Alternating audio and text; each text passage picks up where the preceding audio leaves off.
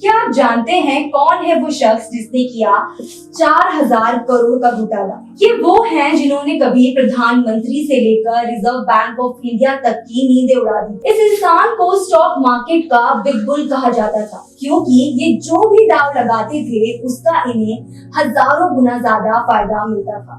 हम जिस इंसान की बात कर रहे हैं वो है स्टॉक मार्केट के बिग बुल यानी हर्षद मेहता। हर्षद मेहता ने घोटाला नहीं बल्कि महाघोटाला किया था। आरबीआई के मुताबिक ये घोटाला करीब 4025 करोड़ रुपए का था। तो कैसे हुआ ये घोटाला और कैसे खत्म हुआ हर्षद मेहता का बना बनाया करियर और कैसे हुई हर्षद मेहता की जेल में मौत, ये सब जानेंगे इस वीडियो में। लेकिन उससे पहले अगर आपने अभी तक चैनल सब्सक्राइब नहीं किया तो जल्दी से कर लो। नमस्कार, मैं हूँ निकिता नेगी और आप देख रहे हैं राइजिंग इंडिया। अगर आप शेयर बाजार के बारे में जानकारी रखते हैं तो उम्मीद है कि आपने हर्षद मेहता का नाम जरूर सुना होगा। असल में हर्षद मेहता वो नाम है जो शेयर बाजार के बड़े घोटाले में शामिल रहा है। ब्रोकर हर्षद मेहता के घोटाले के चलते 1990 के दशक में देश का फाइनेंस मार्केट बुरी तरह से हिल गया था और लाखों लोगों के पैसे भी डूब गए थे। हर्षद मेहता 1990 के दशक में स्टॉक मार्केट मसीहा माने जाते थे। शेयर होल्डर इन्हें अपनी किस्मत की चाबी समझते थे और वो जिस शेयर पर हाथ रख देते थे उसका भाव आसमान पर पहुंच जाता था। स्टॉक मार्केट से रातों रात हर्षद मेहता करोड़ों की कमाई कर लिया करते। तो आखिर कैसे बने Harshad Mehta the big bull?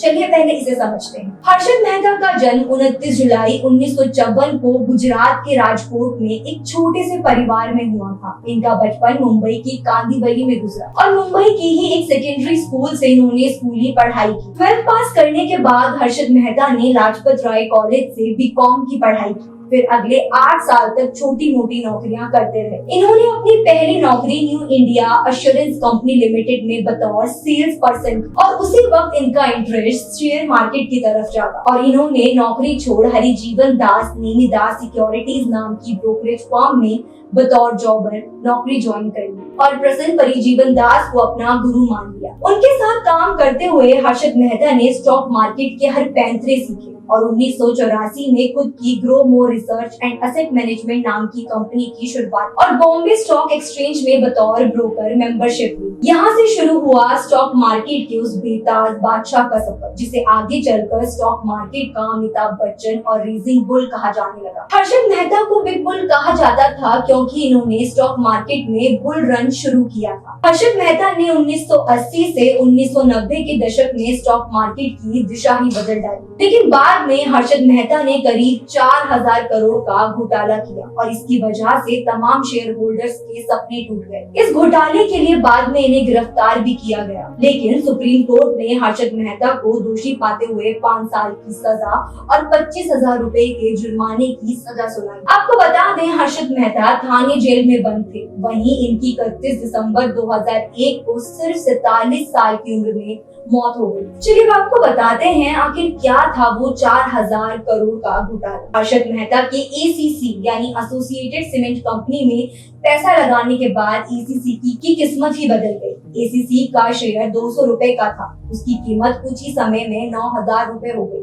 1990 तक हर्षद मेहता का नाम हर निवेशक की जुबान पर आ गया। हर्षद मेहता के महंगे घर और महंगी गाड़ियों के शौक ने उन्हें सुर्खियों में ला दिया। लेकिन सवाल उठा कि आखिर हर्षद मेहता इतना पैसा कहां से ला रहे हैं। 1992 में हर्षद मेहता के घोटाले का पर्दाफाश हुआ। पता चला कि हर्षद मेहता के इस घोटाले का सबसे बड़ा फॉर्मूला था बैंक से 15 दिनों का ऐसा कर्ज जो कागजों पर संभव नहीं। कोई भी बैंक 15 दिनों के लिए कर्ज नहीं देती, लेकिन हर्षद मेहता के केस में ये बात बहुत कॉमन, यानी स्टॉक खरीदने और बेचने के लिए हर्षद मेहता को कभी पैसे की कमी नहीं हुई। असल में हर्षद मेहता बैंकिंग सिस्टम के उस झोल को जानते थे जहां उन्होंने तगड़ी सेटिंग कर ली। बैंकों को जब भी कैश की जरूरत होती है तब वो अपना सरकारी बॉन्ड दूसरे बैंक के पास गिरवी रखकर पैसे लेते हैं, जबकि असलियत में बॉन्ड का लेन देन नहीं होता। हर्षद मेहता ने इसी नब्ज को अपना हथियार बनाया। हर्षद मेहता बैंक से 15 दिन का कर्ज लेते थे और फिर पैसा लौटा देते थे।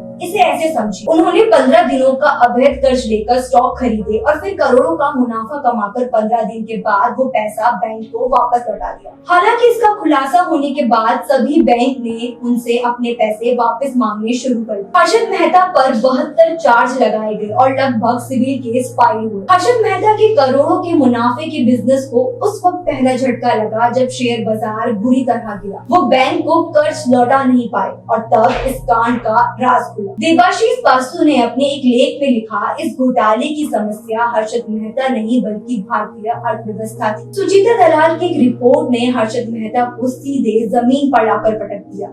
बात इतनी बढ़ गई कि संसद में हंगामा हो गया। मामले की जांच के लिए सीबीआई बिठाई गई। सीबीआई ने हर्षद मेहता और उनके दोनों भाइयों अश्विन और सुधीर को गिरफ्तार कर लिया। उन पर 72 आपराधिक मामले और 600 से ज्यादा मामले दर्ज हुए। हर्षद मेहता ने इस बीच एक प्रेस कॉन्फ्रेंस कर ऐसे दावे किए जिसने हिंदुस्तान की नींव हिला दी। हर्षद मेहता ने कहा कि उन्होंने तत्कालीन प्रधानमंत्री पीवी नरसिम्हा राव को 1 करोड़ रुपए की रिश्वत दी। सरकार ने आरोपों को खारिज कर दिया। पैसे बाकी लिए गए या नहीं, इस बात का खुलासा अभी तक नहीं हुआ। हर्षद मेहता जेल चले गए, लेकिन जब जमानत मिली तो दोबारा से अपना वही धंधा शुरू कर दिया। उन्हें एक के बाद एक कई मामलों में जमानत मिलने लगी, लेकिन फिर साल 2001 में हर्षद मेहता दोबारा गिरफ्तार हुए। किस्मत ने इस बार उनका साथ नहीं दिया और 31 दिसंबर 2001 को जेल में ही दिल का दौरा पड़ने से हर्षद मेहता की मौत हो गई। साल 2006 में हर्षद मेहता केस का राज खोलने वाली पत्रकार सुचिता दलाल को सरकार ने पद्मश्री से सम्मानित किया। उम्मीद करते हैं आपको ये वीडियो अच्छी लगी होगी। अगर आपको ये वीडियो अच्छी लगी हो तो वीडियो को लाइक करें, चैनल को सब्सक्राइब करें। धन्यवाद।